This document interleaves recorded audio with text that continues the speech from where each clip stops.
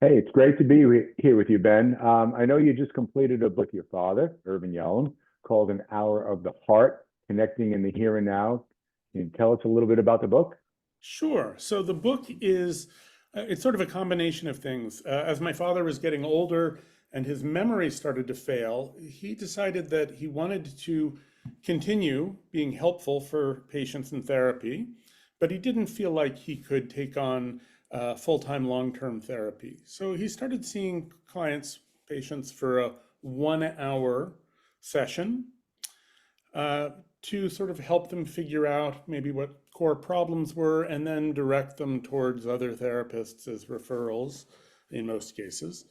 Um, but the other thing that happened is as he was having these sessions, he would periodically write a story about one of the sessions that he thought was particularly useful or interesting, as he has been doing for many years in some of his previous books, Love's Hmm. Executioner. But he found after a while he put together maybe 30 such stories, but his memory continued to decrease in effectiveness to the point where it was very hard for him to think about all those stories together at any given time. So to think about the scope of a book was in some ways a little beyond him. Um, so he came to me. We've worked together as collaborators in writing in the past, and I've become a therapist as well in recent years.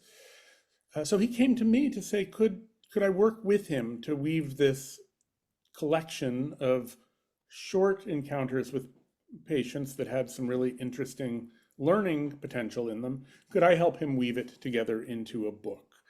So at that point, I began collaborating with him on taking these discrete pieces and Hmm. trying to flesh them out, give them some body, some theoretical background. So as he talks about what he's doing in the session, I've brought in some of the ideas behind that work, and ultimately wove together a book that has the progression that he was going through with his Hmm. thinking about the patients, and also a lot of information about what's going on in his brain as it gets less reliable.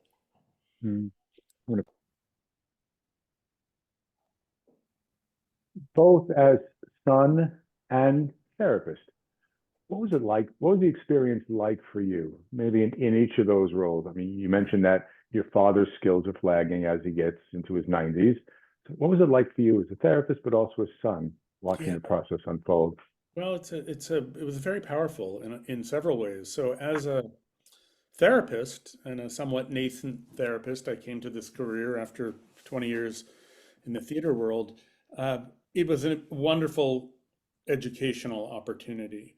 Um, I had worked as an editor on many of his books in the past, so I had an idea of sort of what his approach to therapy was. But now, as I started this, I'd actually been in the role of being a therapist. Um, so going back over this material and trying to learn it well enough to explain it, to write Uh, about it, was an amazing opportunity so that I could hmm, read his work, his previous work. I could think about how it applied in the session he was describing, but also how I might apply it with my clients. And sometimes I could try that out. And then I could go back to him and say, hey, I saw this, I saw this. Am I understanding this correctly? So that when we would go back in and write about the book, I actually had a much better understanding. hmm. And as a therapist, I could start to employ these things with some guidance and also a much deeper understanding of what they meant. You don't get mentorship like that. Ben, what was it like for you as his son? Yeah. I know you can't easily shed the role of therapist, nascent therapist, um, co-writer, but what about the experience of working with your dad, who's motivated to do this project because of his diminishing Yeah. memory and Well, it's so things it's like that? been I'd say sort of two big aspects of that. One has just been as his son, regardless of whether I was working on this project with him, my siblings and I have watched and experienced his diminishing capacity, his memory flaking away, as he often refers to it. And that's been, as challenging as it would be for anybody whose parents or whose parent or loved one is suffering that. It's been Mm, very difficult, in the sense that he's he is still my father. He has moments of great closeness and clearness, and then he has moments where he's much diminished the way elderly folks become, and that's been a challenge just emotionally and in terms of how our relationship has changed. Um, mhm, in terms of writing about the book, it was kind of amazing, though, because if in one's ordinary life the diminished role of the parent comes up and you might feel frustrated or be upset about it emotionally, that's one thing. But between us, we could then sit down and say, hey, what's going on? Like, let's explore what's happening in your brain. How does it feel?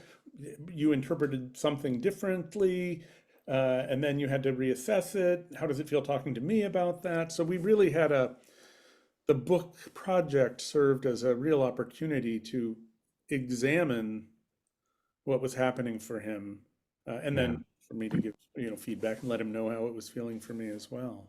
And so It's an interesting, oh, sorry. it gave a I'm sorry. certain excitement, a different way of sharing that experience. Hmm.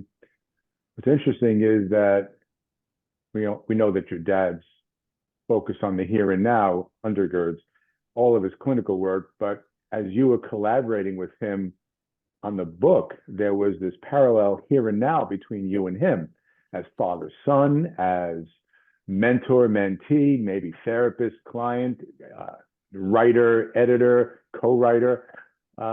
Interesting that here and now process. Yeah, very much so. I mean, just the fact that his approach to therapy is in the here and now uh, Hmm.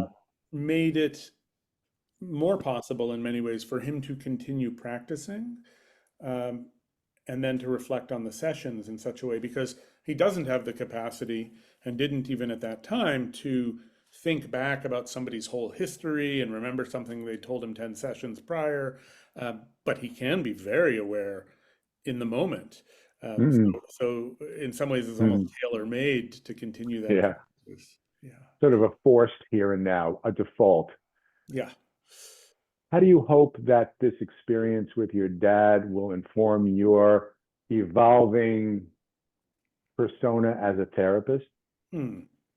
Well, so my approach to therapy is a little different than Hmm. his, and it's still evolving. I've been doing this for 3 years of seeing clients, 5 years of studies.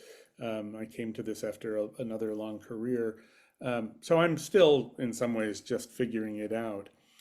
I will say that one of the probably the main topic or focus of this book is about intimacy and creating intimacy with the client, and trying to do so very quickly, because in order to do here and now work effectively, one must get to a place of trust so that the client trusts you enough to reveal of themselves.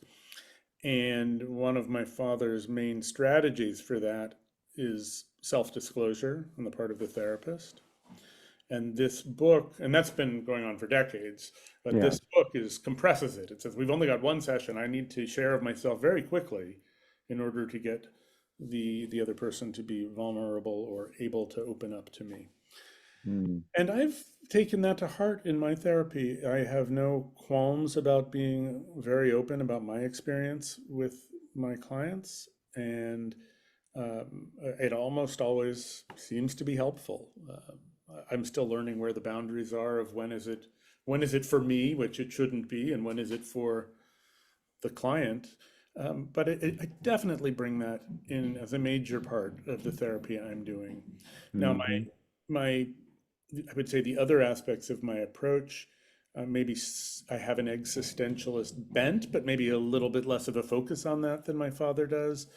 I'm very drawn to narrative therapy, particularly the aspects of narrative therapy. Two things. One is that it's often based in stories, and the stories we tell ourselves. And I've been a theater maker for many, many years and a writer for many years. So the idea of stories as central formative structures for our lives makes a lot of sense to me. And then the approach in narrative therapy and in existential therapy, I think maybe implicitly so, that one's values, one's ethics are very, very critical in helping a client understand their own ethics better, and then maybe look at how one's behavior in the world lines up with one's ethics and trying to get Hmm. those things in better alignment. That speaks to me deeply. So yeah. It sounds like your co-author experience with your dad really informed and changed your trajectory, but you were already, and I guess I want folks to know that, carrying the name Yalom comes with a certain weight, but it sounds like you were already on your own trajectory of becoming a clinician, using your Yeah. experience in the theater Yeah. and your passion for self-awareness to move your therapeutic work to a deeper level. So I think on that note, I'll say I hope that the folks who watch this interview will be inspired to buy the book and maybe look into Ben Yalom's career as the artistic director emeritus of Fool's Fury Theater Company. Thanks, Ben. Thank you Stay very with me. much. Stay with me. Whoever's editing this interview, please note that at the end of the month, an excerpt from Hour of the Heart will be published on psychotherapy.net, which of course was founded by yet another scion of Irvin Yalom, Victor. So thank you, folks.